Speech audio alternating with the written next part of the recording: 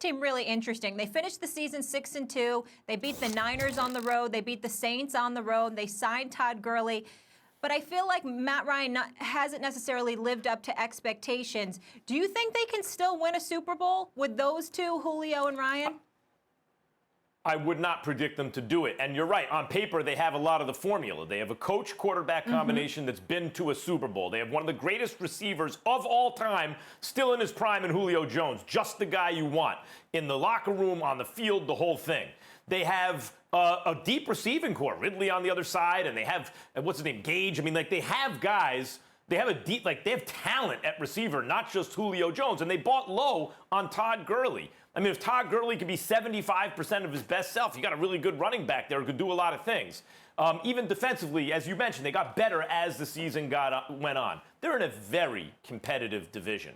And I don't think they're the best team even in their division. I don't think they're the second best team in their division.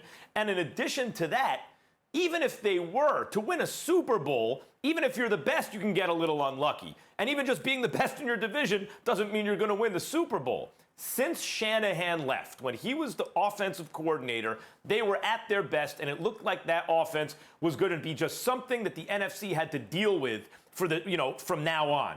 Shanahan left, that's no longer the case, and the Niners wound up in the Super Bowl. So I think maybe if Shanahan were there, I would feel differently. He's not.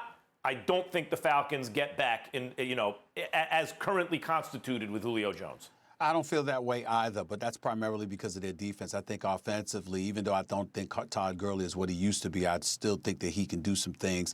Obviously, you've got studs at the wideout spot because it ain't just about Julio Jones. Calvin Ridley can ball. If somebody didn't know that, they better ask somebody. That brother can ball. Make no mistake about it. And I definitely think that Matt Ryan can fling that football. So from an offensive standpoint, I definitely think they could be formidable enough to make things happen. Whether it be the injuries or anything else, their defense ranked 23rd last year, if I remember correctly. I don't think that's something that you can rely upon. It's notorious. It's notoriously been their problem, and I anticipate that it will continue to be a problem for them.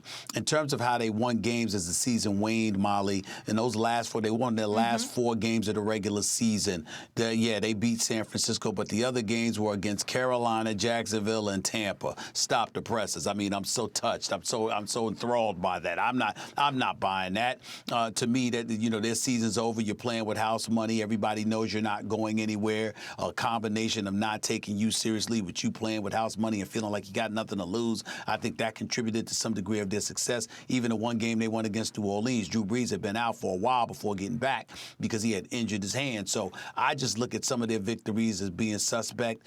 In the end, I've got too many questions about their defense. I don't have any questions about their passing attack. I've got questions about their running game, and I've got questions about their defense. And that's enough for me to say no. There's some reason for optimism. They got talent. There's some reason for optimism. They got talent, but they're injury prone. They always getting injured. Thanks for watching ESPN on YouTube. For live streaming sports and premium content, subscribe to ESPN+.